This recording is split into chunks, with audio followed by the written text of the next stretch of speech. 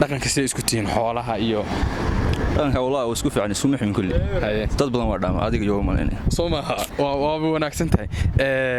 geela cagtiisa hoose inta hoose maxaa la dhahaa intuu ku socdo inta inta qanjafil lo'da cida lo'da af Soomaali ahaan maxaa lagu yiraahdaa waxa lagu yiraahdaa baa lagu yiraahdaa libaaxa af Soomaali maxaa lagu yiraahdaa libaax niyo hadaan isku dayo su'aasha af Soomaali libaax af Soomaali Soomaalidu inta badan libaax geesi un bay tiraahdaa laakiin ma garanayo af Soomaali dhaqanka xoolaha say isku tihiin horta wiilgay xoolo dhaqato ma noqon kowdhe meel xoolo joogaan dad magaalada miina wiilga ilma saaran mana arag suugeeya inta wanaagsan dad xoolana waa kuwa magaalada ma ku arkaa waa sida waa gartay meesha diyaaradu ku soo degaan af Soomaali ahaan maxaa lagu dhahaa airport kulanti wacan daawadayaal waa mar kale iyo barnaamijkeennii milicsiga afka hooyo waxaan ku sugannahay magaalada Ceeri Gaabo aanu mar labaad rabno inaanu ku iba furno barnaamijkii oo muddo dheer hakad naga galay halka aad ka daawanaysaan waa RTV waxaana idin daadihin doona anigoo ficil burkud dhidiya waxaynu eegi doonaa bal shacabka magaalada Ceeri Gaabo ku dhaqan iyo sida ay isku yihiin af Soomaaliga ama dhaqankeena kulanti wacan daawadayaal wali waxaan ku guda jirnaa barnaamijkeennii milicsiga afka hooyo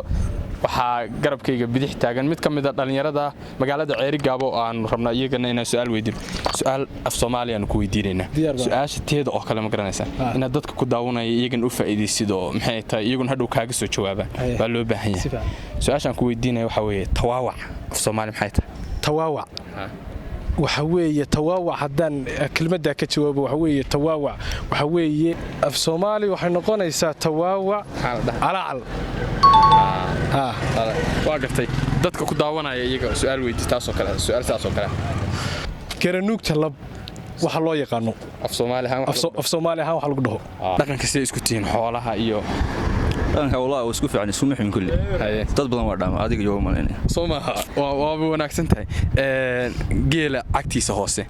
inta hoose maxaa la dhahaa intuu ku socdo inta qanjafil qanjafil lama dhaho inta hoose oo adag rays waxa la dhahaa intaan ma garanayo mise eeg inta soo macagto dhulka soo dhigo waxa la dhahaa wallahi billah qajafishu ma ku wada meerahay qajafishu waa ku wada meerahay baa laga yaabaa inuu taa garamay hadda waaye mid kale ma weydiinaysa dadka anigu dadka hadda mid weydiiyo ana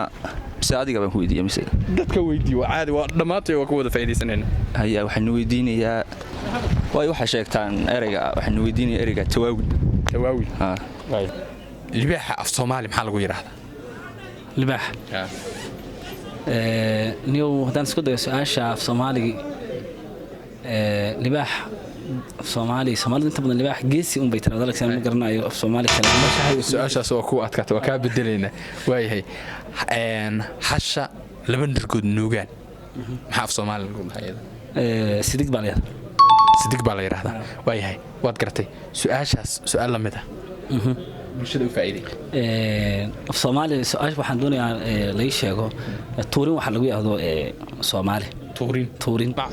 marka hore ku soo dhaw RTV walaal aad ayaan dhawahay ficil waan ku dhawahay barnaamijka barnaamij af Soomaali aan rabnaa su'aal baan rabnaa af Soomaali inaan ku weydiino taa aan ku weydiinteeda oo kale inaan dhalinyarada u faa'iideysido iyagana ay weydiisid baan rabnaa marka diyaar baa u tahay filaya waa si fiican insha Allah wixii day aqoontayda iyo intaan ka awoodi karo kulli af Soomaaligu waa bado day badna lagama wada dhaansan karo lama wada marin karo moogtahay marka af Soomaaligu badan yahay marka intii day ay noqoto fikir ahaantayda iyo aqoon ahaantayda intaan ka aqaano kulli insha Allah waxaan dibinaya aad wax ku weydiin waxa weeye heerin af Soomaali kelmadda heerin horta af Soomaali waxay noqonaysaa kelmadda heerin haddaan idinka faa'iideeyo af Soomaali dee anigu sidaan ka aaminsanay waxay noqonaysaa tusaale ahaan marka waxaan maqli jirnay gabdhahaas waa heerin oo kale in ay ka tagaan goobtii ay joogeen oo goob kale oo masaafo kale u jirta inay u doontaan guur taas ayaa la oran karaa heerin way aad iyo aad waa garatay su'aasha taas oo kale ah dhalinyarada u faa'iideeyo waxyaabo kale oo dhaqankeena taas bedelkeeda noqonaysa su'aasha waxay noqonaysaa dhawr garaac oo kale dhabargaraac maxaad kaga jawaabi kartaan af Soomaali ahaan waxa loo yaqaan dhabargaraac aad iyo aad baad u mahadsan sida u aragtay barnaamijkan horta barnaamijkan waa barnaamij wax ku oola oona ka taabanaya dadkii in la xasuusiyo qaar badan baa jira Soomaaligii ilaaway ama se de wixii dadkii waqtiyadan dambe dhisay ee social media-han iyo waxyaabahan soo dhaxgalay de Soomaaligoodiiba qaarkood waa ka tageen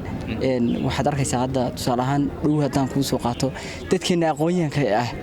waxaad arkaysaa nin aqoonyahana bulshuu rabaa inuu wax u sheego bulshada 10kii kelmadood ee uu sheegoba waxa laga yaabaa 8 ama 7 ayaa luqad kale ajnabi ah oo aan hayntii Soomaaliga marka waxaan barnaamijkan leeyahay waa barnaamij loo baahnaa in magaranaysa bulshadii uu gaaro oo la xasuusiyo Soomaaliga aad iyo aad baad u mahadsantahay kaas wuxuu ahaa Abwaan Jaamac